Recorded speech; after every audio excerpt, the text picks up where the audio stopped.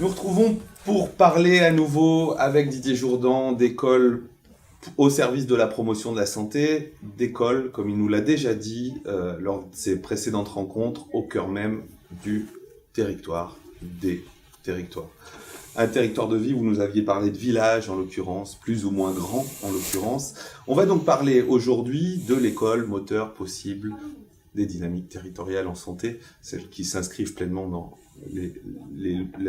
la loi. L'école, en quelques mots, au cœur du tissu local. Quelle réalité, quelle ambition pour tous.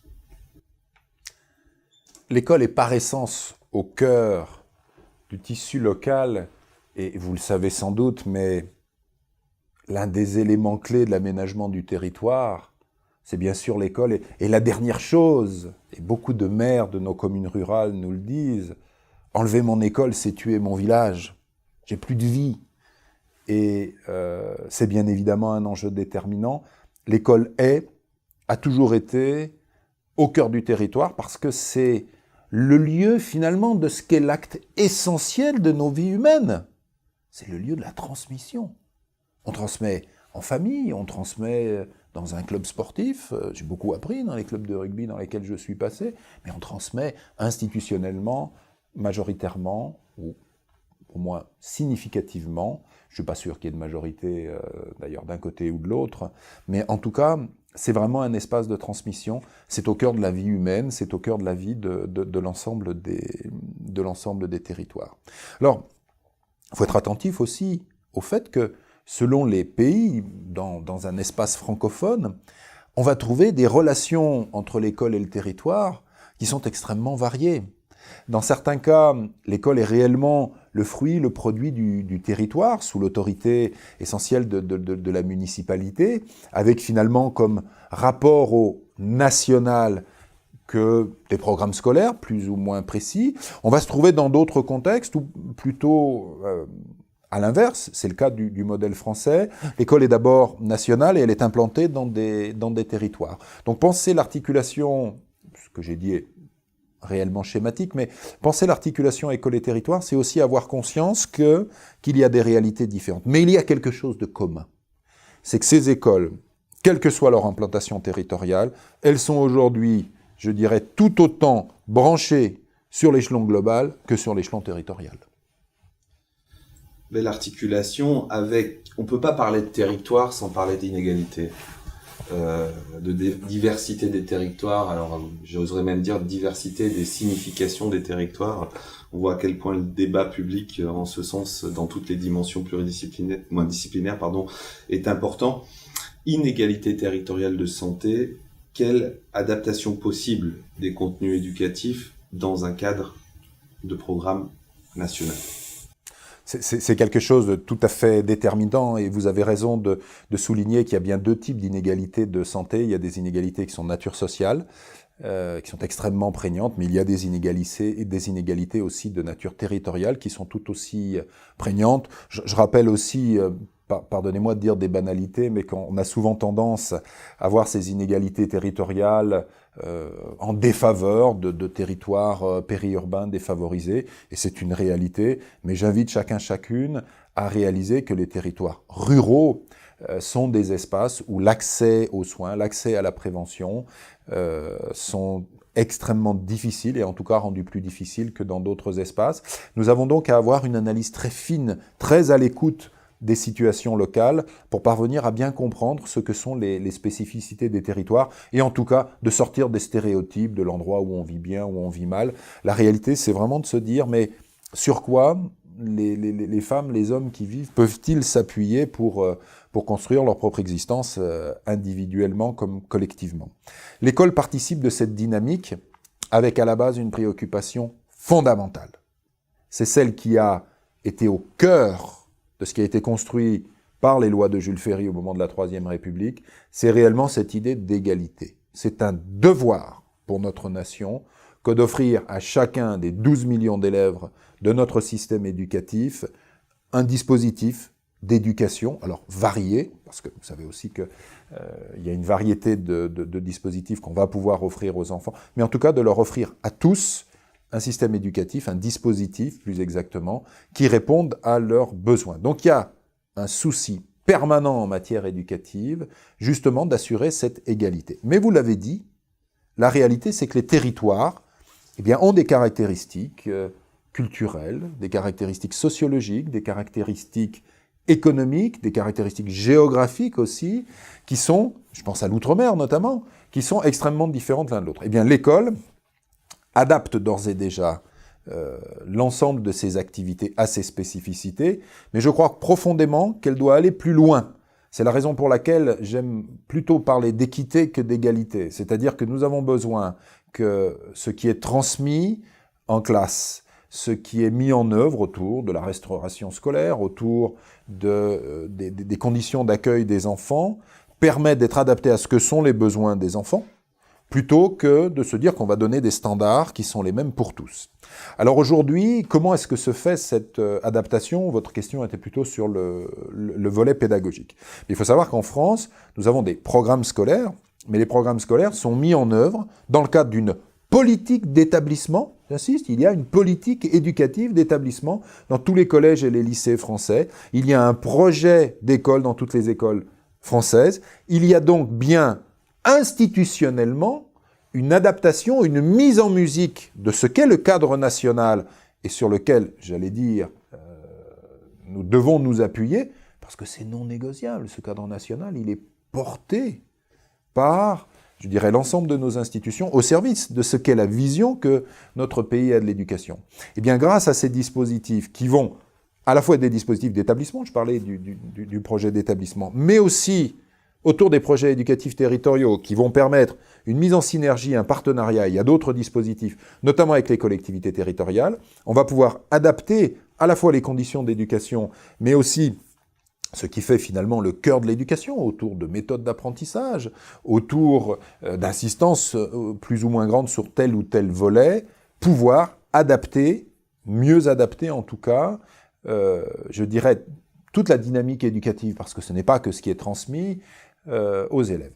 Soyons clairs, nous sommes dans une phase qui est plutôt une phase de construction de ces dispositifs. Nous sommes dans une phase où l'autonomie des établissements scolaires, même si elle est déjà réelle, est encore appelée à se développer. C'est plutôt un chemin sur lequel nous sommes, un chemin sur lequel une part du chemin a été fait, mais il nous reste encore à avancer. Dernière question avant notre synthèse sur l'école et territoire.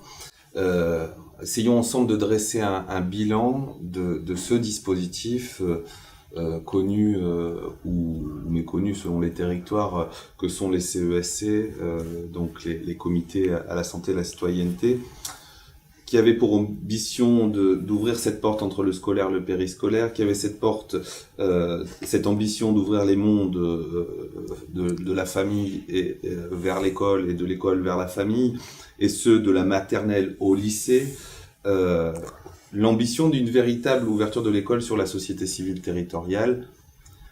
Quel bilan peut-on faire? J'ignore la date de création ou de lancement de ce dispositif, vous allez peut-être me la rappeler. Peut-on faire du développement de ces CESC à l'échelle du pays? Les comités d'éducation à la santé et à la citoyenneté sont, et je partage vraiment votre analyse, les outils clés de cette construction d'une collaboration, d'un partenariat au service d'une visée commune de l'éducation des enfants et des adolescents sur un territoire dans le domaine qui nous concerne. Alors les CESC sont nés sous une autre appellation en 1990, les comités d'environnement social, et puis se sont progressivement développés, et c'est en 2006 qu'ils ont été systématisés, puisque pendant très longtemps, il s'agissait d'une option possible, une manière de formaliser la politique éducative de santé au sein d'une circonscription scolaire, d'une école, d'un collège, d'un lycée, avec une généralisation réelle. Alors, je crois qu'il faut mettre tout ça en contexte.